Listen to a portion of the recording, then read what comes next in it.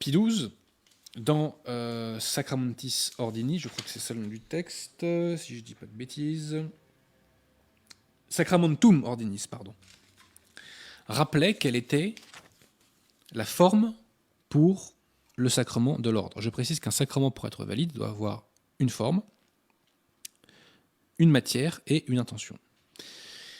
Donc, Pie XII nous rappelle la forme, et il nous dit ceci, les paroles qui déterminent l'application de cette matière, paroles qui signifient d'une façon univoque les effets sacramentels, à savoir le pouvoir d'ordre et la grâce de l'esprit, paroles que l'Église accepte et emploie. C'est-à-dire que donc, quand l'évêque impose les mains au candidat à l'épiscopat, il doit prononcer une certaine formule qui indique donc les effets sacramentels, à savoir le pouvoir de l'ordre et la grâce de l'Esprit Saint, paroles que l'Église accepte et emploie, etc. Bon. Nous avons une jurisprudence extrêmement lumineuse à ce sujet. Cette jurisprudence, c'est Apostolica Curae de Léon XIII, puisque Léon XIII avait jugé invalide le sacrement de l'ordre chez les anglicans. Pourquoi ? Parce que lors de l'imposition des mains, les anglicans se limitaient à cette formule « reçoit le Saint-Esprit ». Et cette formule « reçoit le Saint-Esprit » n'indique pas ce que rappelle Pie XII, à savoir les effets sacramentels, à savoir donc le pouvoir d'ordre et la grâce de l'Esprit Saint. Léon XIII donc commente dans Apostolica Curae « reçoit le Saint-Esprit ». Ces paroles sont loin de signifier d'une façon précise le sacerdoce en tant qu'ordre, la grâce qu'il confère ou son pouvoir. Donc, reçoit l'Esprit Saint ne nous dit rien sur ce qui est transféré, entre guillemets, au candidat à l'épiscopat. Ça ne nous dit pas qu'il y a un transfert du sacerdoce de l'ordre.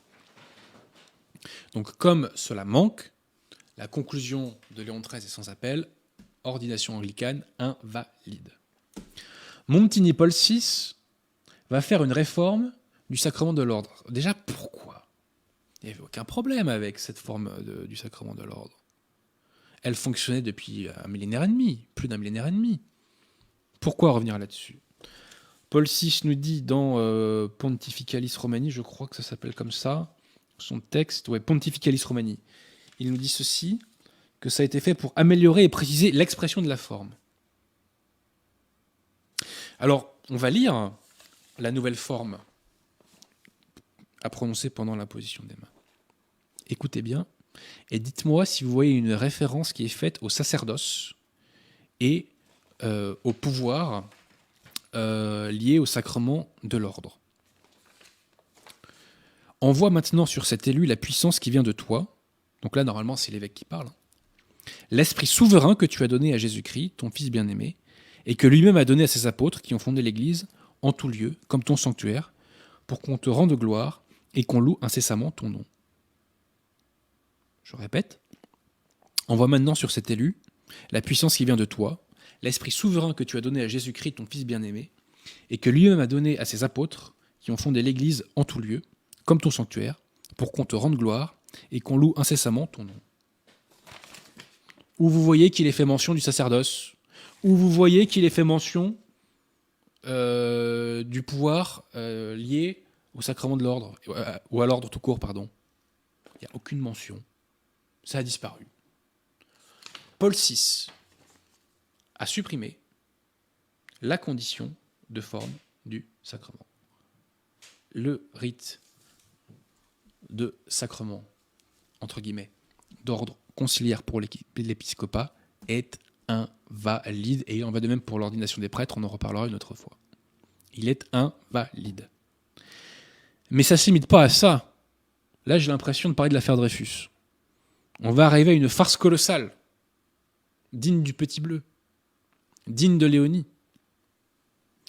Sur quoi se fonde la nouvelle forme, entre guillemets, du sacrement de l'ordre conciliaire ? Il se fonde sur ce qu'on appelle la tradition d'Hippolyte.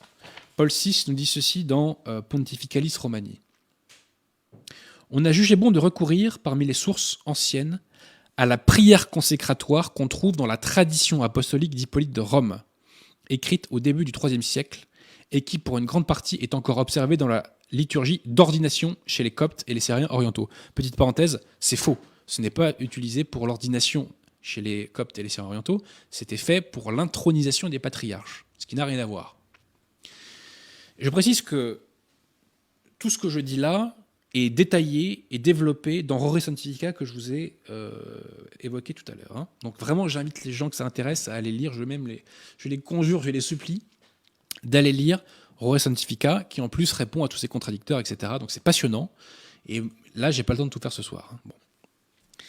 Donc, Paul VI nous dit que pour cette nouvelle forme que je vous ai lue, on s'est fondé sur une prière consécratoire qu'on trouve dans ce qu'on appelle la tradition apostolique d'Hippolyte, qui est un écrit du début du IIIe siècle. Alors, qu'est-ce que c'est que cette tradition apostolique d'Hippolyte ?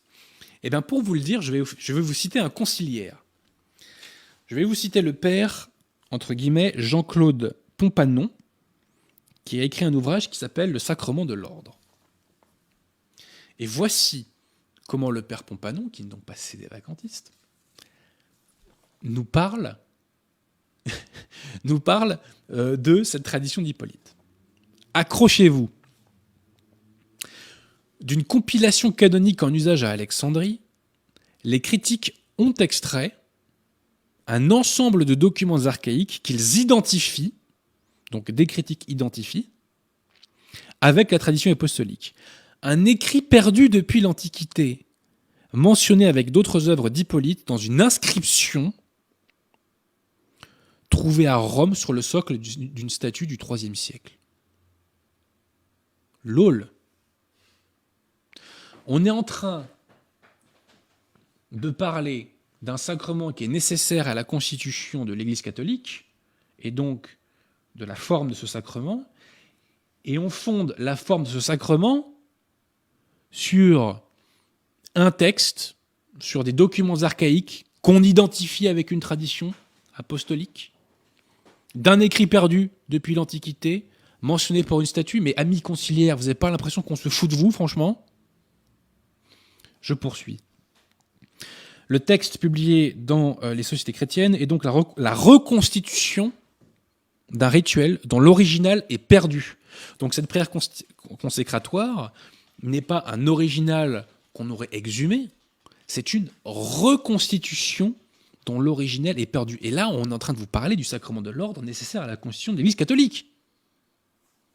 C'est complètement fou. Moi, je crois que c'est une farce permise par le bon Dieu, pour permettre aux plus lucides d'ouvrir les yeux. Bref. Donc, le texte publié dans les Sociétés chrétiennes est donc la reconstitution d'un rituel dont l'original est perdu, mais que l'on croit deviner derrière de nombreux documents parallèles et visiblement apparentés. Ils vont tout nous faire, les gars, là. Ils vont tout nous faire. Plus loin, le titre de cet écrit et son attribution à Hippolyte sont donc hypothétiques. C'est marrant, ça, Paul VI oublie de le dire dans Pontificalis Romani. Cependant, quelle que soit son origine, l'ancienneté de ce rituel en fait un document d'une importance capitale. Le nouveau rituel des ordinations épiscopales s'étant inspiré de ce document, à l'origine discuté, des chrétiens peu avertis, parlent de nous là, en ont conclu que les ordinations utilisant ce rituel étaient invalides. Donc, en citant l'auteur, qu'est-ce que c'est la tradition d'Hippolyte de Rome ? C'est une compilation-reconstitution de documents archaïques identifiés avec un écrit perdu. Donc, on n'a aucun moyen de vérifier que cette reconstitution coïncide avec l'écrit original, mentionné sur le socle d'une statue. C'est-à-dire que les mecs découvrent une statue en date du IIIe siècle, ils voient l'inscription dessus, ils se disent tiens, on va en faire la forme du sacrement de l'ordre. On va en faire la forme d'un sacrement qui est nécessaire à la constitution de l'Église. C'est une farce. C'est une farce. Moi, j'ai l'impression d'avoir un Dreyfusard en face de moi, là. Bon. Donc, mentionné sur le socle d'une statue du IIIe siècle, dont l'original est perdu, et dont l'attribution est Hippolyte, est finalement hypothétique. Mais quelle blague ! Quelle blague ! On a l'impression de voir le nez rouge de Bergoglio. Bon. Donc, je répète que le sacrement de l'ordre des conciliaires n'est pas valide, car il ne remplit pas la condition de forme. Et je note que Monseigneur Tissier de Malaret, de la Fraternité Saint-Pédis, est d'accord avec les Nonacum sur cette question. Et Monseigneur Lefebvre l'était aussi, puisque quand un clerc conciliaire venait à la fraternité, il le faisait réordonner. Bon. Donc la formule qui vient de toi, donc l'esprit souverain, n'indique pas le sacerdoce et les pouvoirs et la grâce qui en découlent. Donc, je répète, les évêques conciliaires ne sont pas des vrais évêques. Ils n'ont aucun pouvoir pour confirmer, ils n'ont aucun pouvoir pour ordonner. Allez sur le site des évêques de France. Vous verrez que certains d'entre eux ont des visages, on va dire, pour parler poliment, qui inspirent l'hétérosexualité, on va dire ça comme ça, hein, on va parler charitablement. Et d'autres ont des têtes de syndicalistes de l'éducation nationale. Voilà. Donc ils n'ont pas cette marque, vous voyez, ils n'ont pas cette marque du sacerdoce.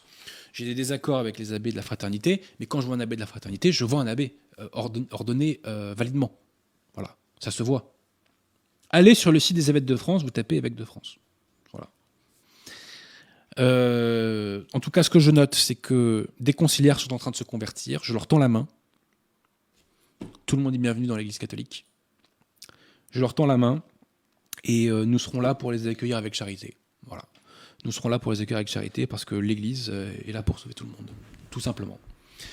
Donc, toutes les conversions sont bonnes à prendre. On évoquait la conversion des Juifs avec les abbés Lehmann l'autre jour. Et ben, le sujet de ce soir, c'est la conversion des conciliaires. Des conciliaires sont en train de se convertir, y compris chez les clercs. C'est une excellente nouvelle. Et j'ai eu la chance d'aller 3 fois à la messe cette semaine. Et pendant 2 messes, j'ai prié très très fort pour que l'abbé Vigano aille au bout de son processus de conversion qui pourrait peut-être avoir une importance capitale dans l'histoire de l'Église. Je n'en sais rien, je n'ai pas de boule de cristal, mais c'est une possibilité. Et donc il faut soutenir l'abbé Vigano. Je soutiens l'abbé Vigano. Et je prie pour lui. L'abbé Vigano a été attaqué ridiculement par le journal L'Incorrect, dans un article absolument stupide.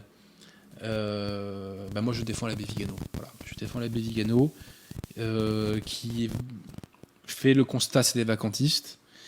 Et il lui manque peu de choses pour la conversion totale, si je puis dire. La formule n'est pas terrible, mais bon, on se comprend. Donc voilà, je radote et je prie pour lui et pour sa conversion.